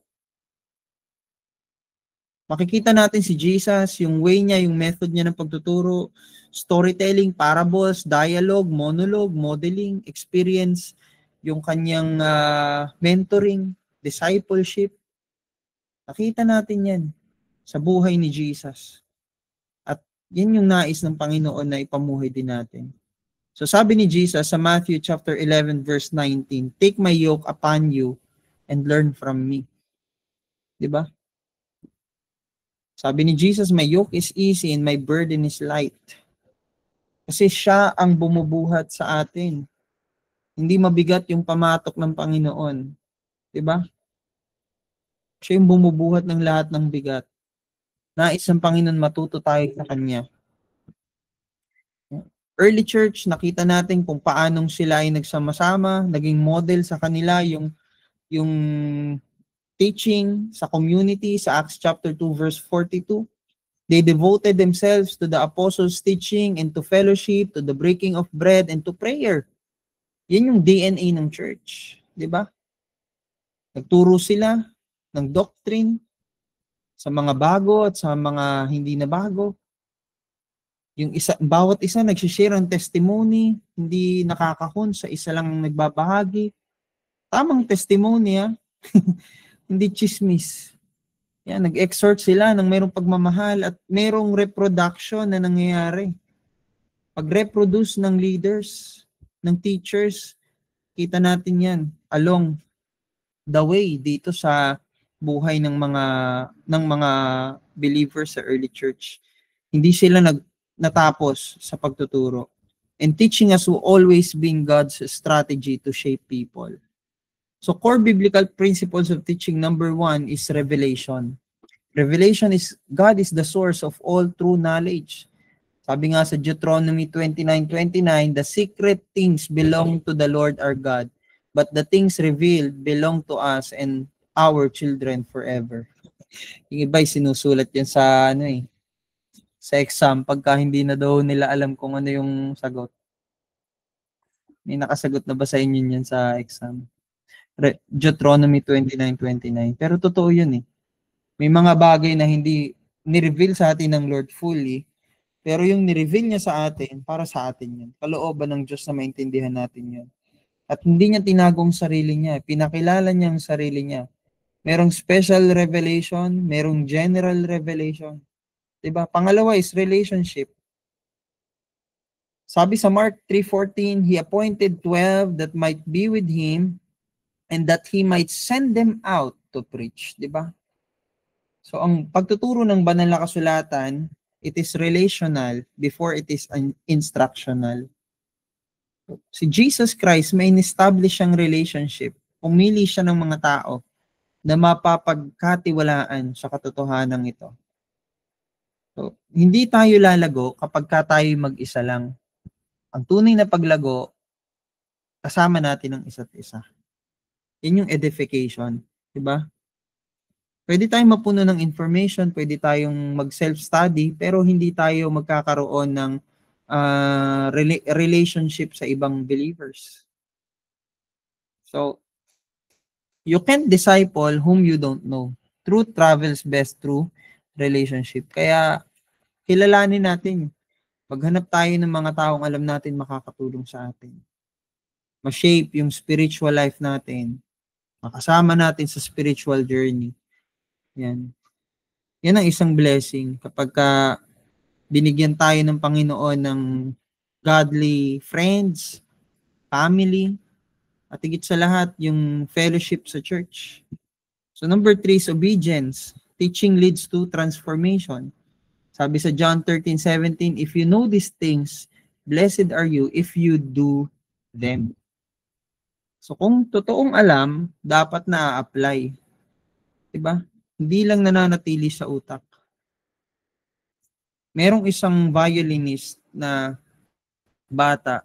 Madalas siyang manood ng violin videos, madalas siyang manood ng tutorials ng violin, at pumupunta siya sa mga violin concert. Pag tinatanong mo siya about trivia, facts about violin, about composers, ang dami niyang nasasagot.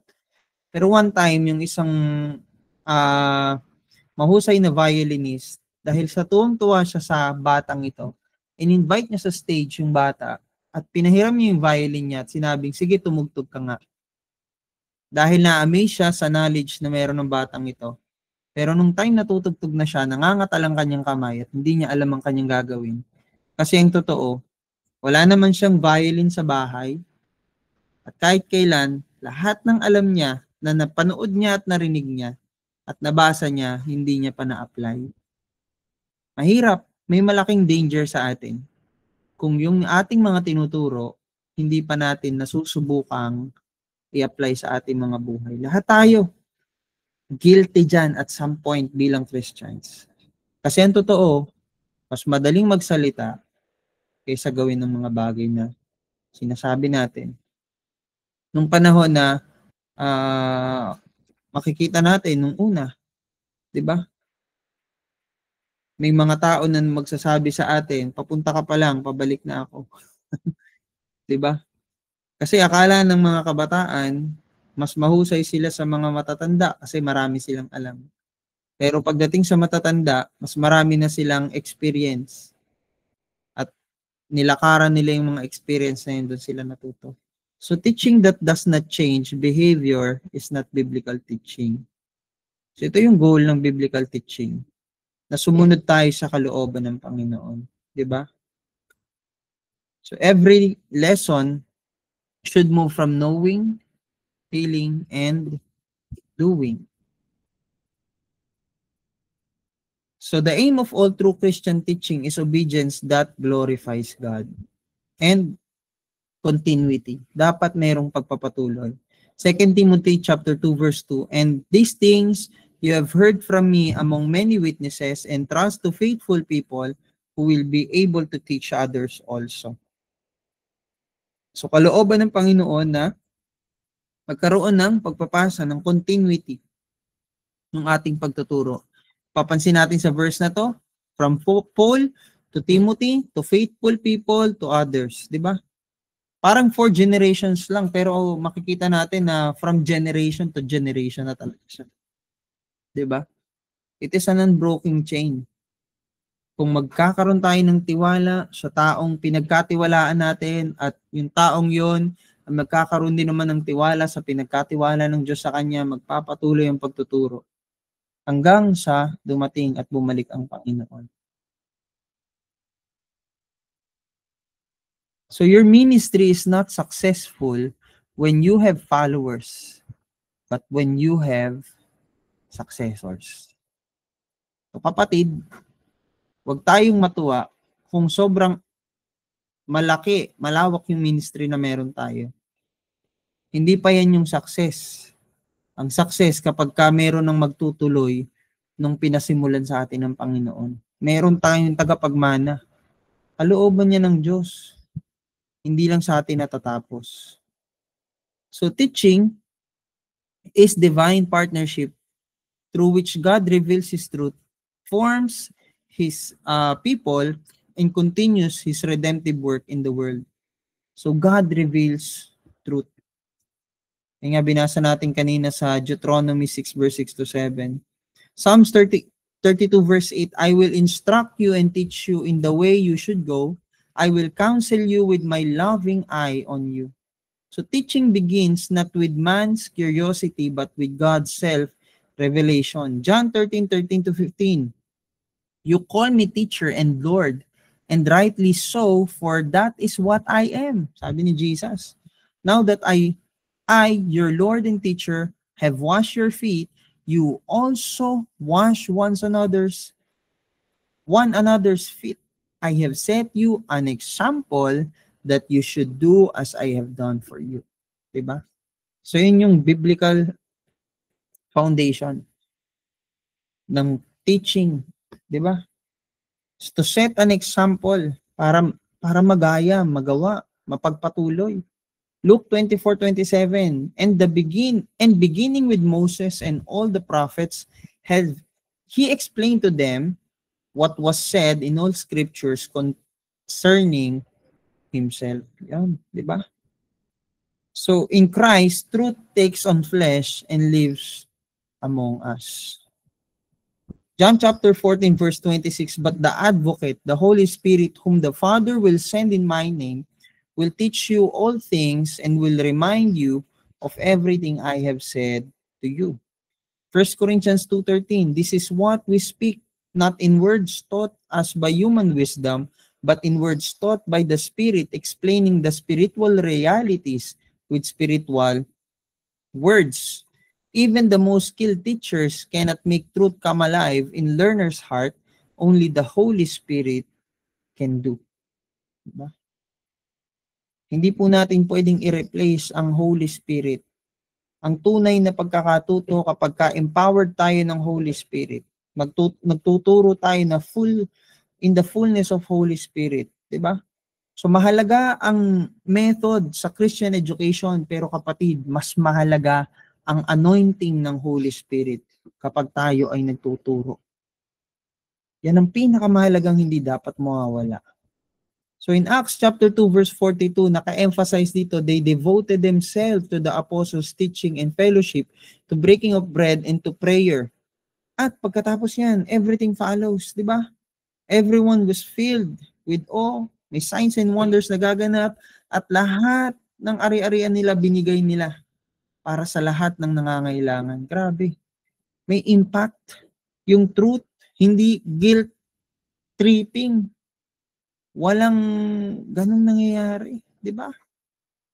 Merong availability, merong pagkukusa kasi naintindihan nila yung kanilang naririnig.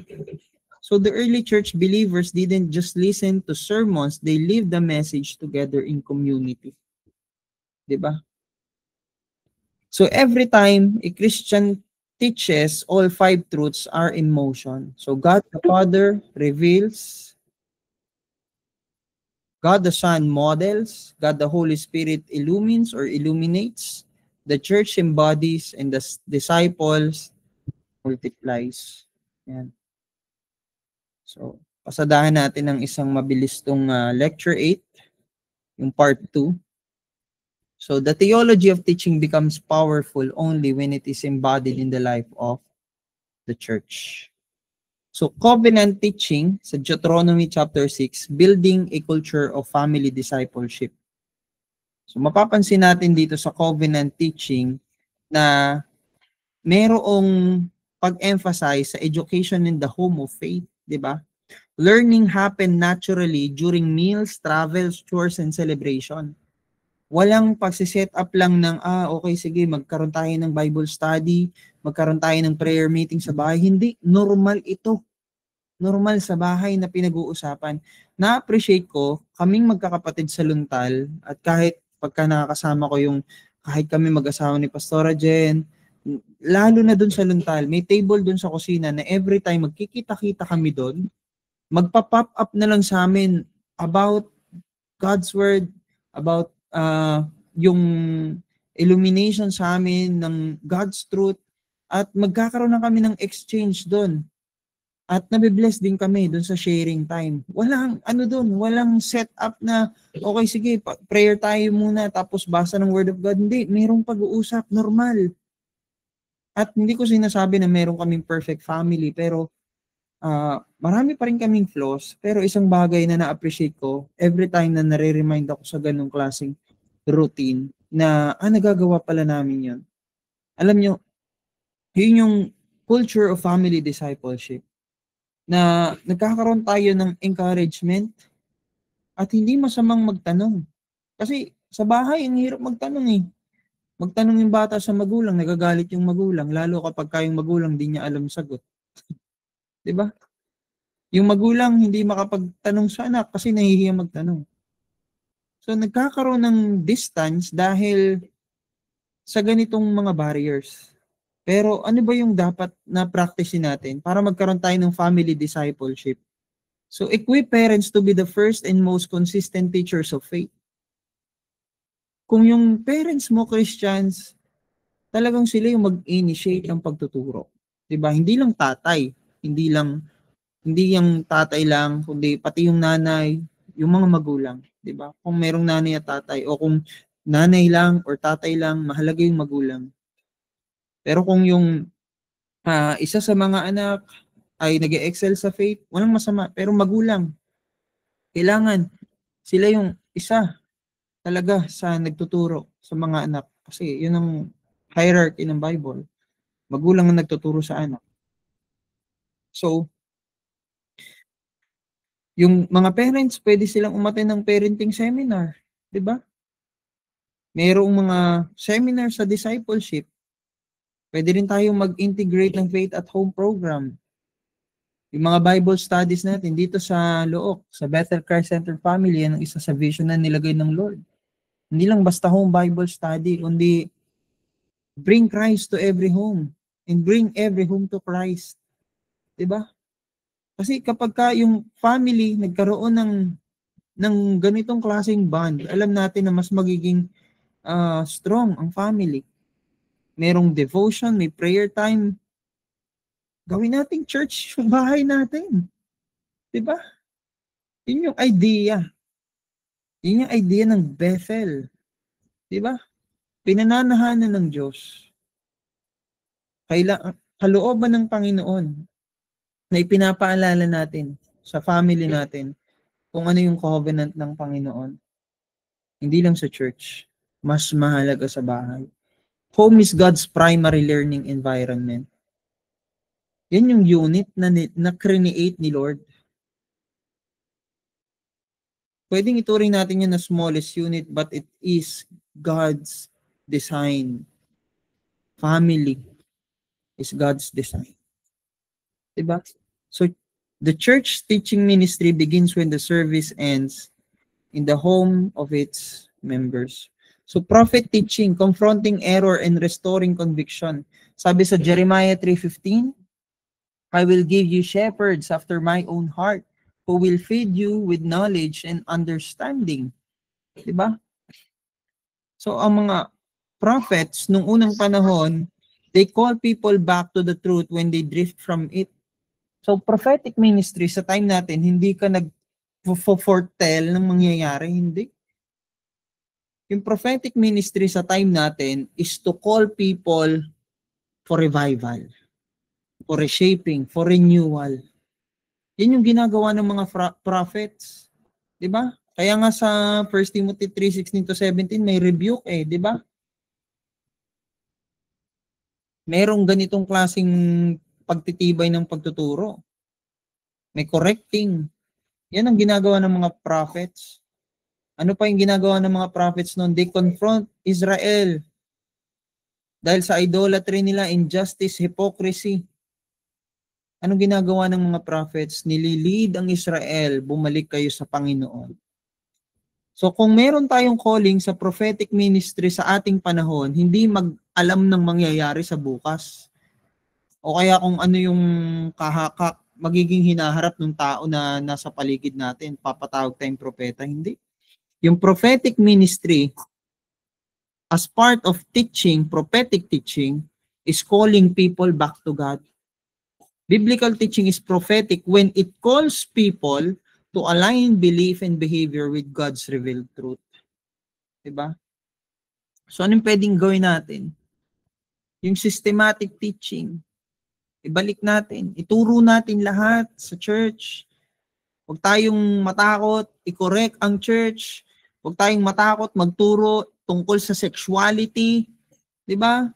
Hindi yan dapat iniiwasan. Mundo nga, tinuturo yung mali about sexuality, tas sa church, hindi natin tuturo. Diba? Magkaroon tayo ng apologetics class. Talagang mag-entertain tayo ng question. Hingi tayo sa Lord ng wisdom para sagutin yung questions na yan. Magkaroon tayo ng biblical counseling. Ito'y bahagi ng pastoral care, di ba? Para i-confront yung sin ng merong pagmamahal, gabayan ng mga tao mag-repent, manumbalik sa Panginoon. At yung pulpito, gamitin ng Diyos para magkaroon ng kabalansihan, para ituro ng buong conviction, ng merong comfort, yung biyaya at katotohanan ng Panginoon. So if teaching never confronts, it never converts. Kung hindi nagtatama ng mali, hindi yan mananatili. So, incarnational teaching. So it is modeling truth through mentorship. John chapter 1 verse 14. The Word became flesh, made His dwelling among us. So si Jesus, pinakita niya sa atin yung model ng teaching na to. Magkaroon ng training, ng mentorship, ng pagtutulungan, ng modeling, So communal teaching sa Acts chapter 2 verse 42, learning in fellowship. Magkaroon tayo ng pagkakatuto sa pamagitan ng ating pagsasama-sama. And 2 Timothy chapter 2 verse 2, principle, teaching that reproduces teachers. Diba? So it is about multiplying teachers and disciples. Diba? Yan yung kalooban ng Panginoon sa atin. Merong paglago, merong multiplication ng mga tagapagturo. Yun yung kalooban ng Panginoon. Sabi ni Paul, you have You haven't taught until your student can teach another. So yun yung idea na sinasabi niya kay Timothy. Hindi ka magiging successful kung sa mga tinuturuan mo walang magkakaroon ng kakayanan na maging tagapagturo. Diba? Ito yung isa sa napakaganda. Kailangan magkaroon ng training sa church natin para sa mga susunod na generation. Magkaroon ng leadership development classes sa ating churches. Kung gusto natin lumago, yung pinagkatiwala sa atin ng Panginoon, magbigay tayo ng time sa leaders. So dito naman tayo sa age group ministries. Children's. Diba? Yung mga children, napakahalaga niyan. Magastos. Totoo. Pero kapag nagabayan natin sila at yung kanilang pananampalataya ay naging matatag, makikita natin na sa paglaki nila, magiging matatag din sila sa pagharap sa tunay na mundo. Pero itong mga batang ito, mahalaga matuto din sila sa mga bahay. Kaya nga hindi natin dapat i-neglect yung mga magulang. Kapag meron tayong children's ministry, siguro minsan nayayain ko si Pastora Jen, kasama yung ibang mga leaders ng church na talagang bisitahin sa mga bahay yung mga bata. Siya, ginagawa niya na yun dati. Nang nandun pa siya sa gulod. Kasi makikita ka ng magulang, makikilala mo yung magulang nila, sasabihin ng magulang yung tungkol sa batang yon at magkakaroon ka ng relationship sa magulang. And eventually, kapag yung magulang na yung nakakilala sa Panginoon, kalooban ng Panginoon na magkaroon sila ng mas maayos na pamilya. Diba? So yung batang yun mas matuto ng salita ng Diyos, hindi lang sa church, kundi sa bahay. Diba? Imagine natin na ibinalik ng Lord sa bahay natin yung ganitong klaseng method or biblical foundation of Christian education. Yung nanay, yung tatay, yung nanay nagbabasa ng Bible story sa anak niya bago matulog. 'Di ba? Yung tatay nananalangin at ipinamumuhay yung banal na kasulatan. Yung mga magkakapatid nagkakaayos o kaya may time na kakaroon ng program sa bahay na alam niyo yung konting role playing, ganyan, 'di ba? Masaya. Masaya ang isang bahay na si Kristo ang sentro. 'Di ba? Kaya ibalik natin yung mga bata, lalaki sila na hindi lang nila naririnig yung tungkol sa Diyos, kundi lalaki sila na alam nilang kung paano mamuhay ng maka-Diyos kasi nakita nila yun sa mga magulang nila. Pangalawa, mga kabataan. Yan. Yung mga kabataan, mahilig ang mga yan magtanong. Marami silang tanong. At kailangan nila ng sagot. At may pagkakataon na kapag nagtanong ang mga kabataan, nagagalit tayo kapag yung tanong nila parang hindi biblical, di ba? Masyado tayong nagiging anong tawag doon? Conservative sa maraming mga bagay. Kung hindi natin alam ang sagot, pwede nating sabihin sa kanila na maganda yung tanong mo, pwede nating balikan sa susunod, pag-aaralan ko muna. 'Di ba? Pero itong mga kabataan to, alam nila they are searching for truth. They are searching for answers. 'Di ba? They are searching for meaning. So, yung youth ministry natin, pwede tayong magkaroon ng dialogue. More than sa mga lectures, pwede tayong magkaroon ng small groups para magkaroon ng honest questions, honest dialogues. At alam natin ng Lord ang magli-lead sa atin sa sagot. So learning becomes ownership when student participates in discovery. May pagkakataon yung questions nila, hayaan natin na sila yung makakita ng sagot sa pamamagitan ng paggabay natin sa kanila. So ano pwedeng gawin natin? Pwede bukod sa youth fellowship, pwede magkaroon ng open forum. Kailangan lang, talagang guided yan. Kailangan may wisdom tayo paano mag-moderator dyan. So pwede magkaroon tayo ng Ask Anything session, merong pastor or mentor na invite tayo sa church at pwedeng magtanong. Kahit anong tanong. Welcome. So, magkakaroon tayo ng iba't ibang area ng ministry na pwede nating ma-shape yung culture na meron yung youth natin ngayon. So faith becomes personal, not borrowed but built, di ba? So the next generation learns to think biblically and love deeply. Alam natin sa generation natin ngayon, maraming critical thinkers. Yan. Kaya hingi tayo ng wisdom sa Lord. Paano sila matutulungan? So adults, mga adult naman, sabi sa James 1:22, be doers of the word and not hearers only. So sa atin, ng mga mas matatanda na, dinedemand ng Panginoon na mas ipakita natin sa actions natin yung truth ng scriptures. Diba? So ito na yung kalooban ng Panginoon na mag-engage ng mga adults sa mission field, sa ministry. So imagine natin, sa Sunday school, sa small groups, sa visitation, yung mga adult talagang masigasig sila nag-i-involve.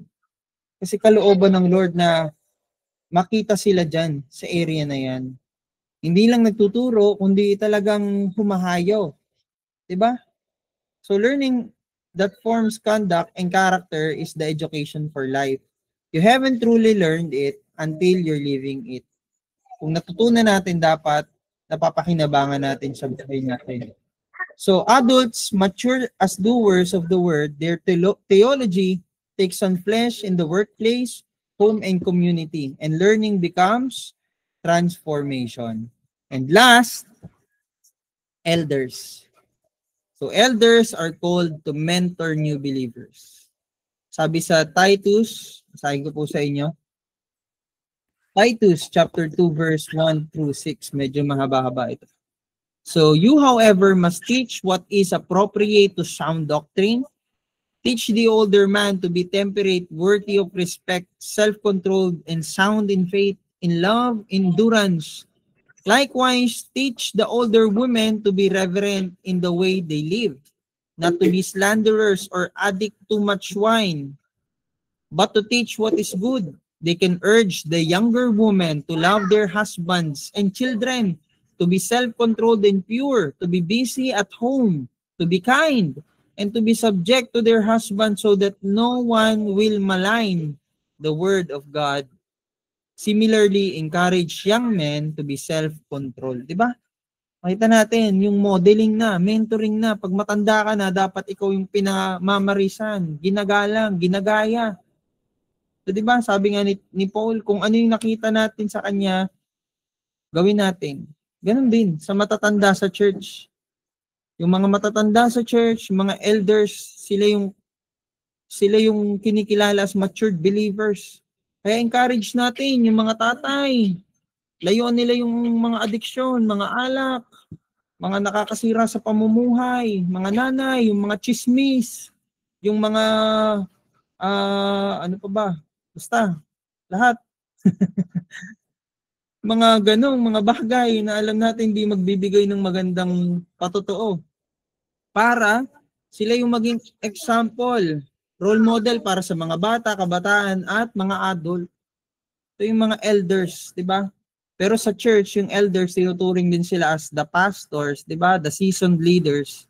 So hindi lang tumutukoy dito yung mga, sa elders, yung mga sobrang tatanda. Ang tinutukoy dito yung mga church leaders na pinagkatiwalaan na din ng Panginoon. So, makita natin na yung mga matatanda, yung mga elders, sila yung maaga sa church, sila yung nagtitrain sa mga bagong kasal, na mga humaharap pa lang sa bagong pag-aasawa, sila yung nagiging model, nagtuturo kung paano manalangin, paano mag-budget, paano magmahal ng tapat, di ba?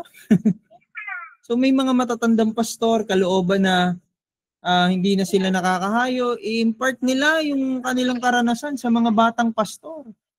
Diba? Yung mga lolo, mga lola, kung paanong maging mabuting asawa, maging mapagmahal na lingkod ng Diyos, diba? Ito yung kalooban ng Panginoon. Yung nagre-reproduce tayo ng ng lifestyle, hindi lang ng teaching. So sabi nga ng isang quotation, every Paul needs a Timothy and every Timothy must become a Paul. 'Di ba? So paano natin magagawa 'to? Kung ikaw elder ka na, matanda ka na, at sa tingin mo binigyan ka na ni Lord ng capability, establish your mentor circle.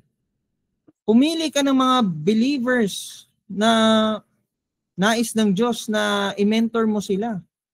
'Di ba? Spiritually. Mag-create ka ng leadership apprentices, 'di ba? Umanap ka ng mga tao na pwede mong pagparehahin sa ministry, hindi sa pag-aasawa ha. Sa ministry. Lalaki sa lalaki, babae sa babae. 'Di ba? Gamitin natin yung testimony ng buhay natin para maka-encourage tayo sa iba. At sa paraan na to, pag ito'y ginawa natin, faith will never fade. Faith will multiply. The church becomes a living chain of truth stretching across generation. Last, when every member participates in the ministry of teaching, the church stops being an audience and becomes an apprenticeship faith. Purihin ng Panginoon at kalooban ng Diyos na ang lahat ng kanyang sinimulan ay magpapatuloy. Ang lahat ng itinanim ay tutubo, lalago, at magiging mabunga at walang ibang mapaparangalan sa isang buhay na ipinamuhay ng buong katapatan kundi ang Panginoon. Sa Diyos ang lahat ng papuri.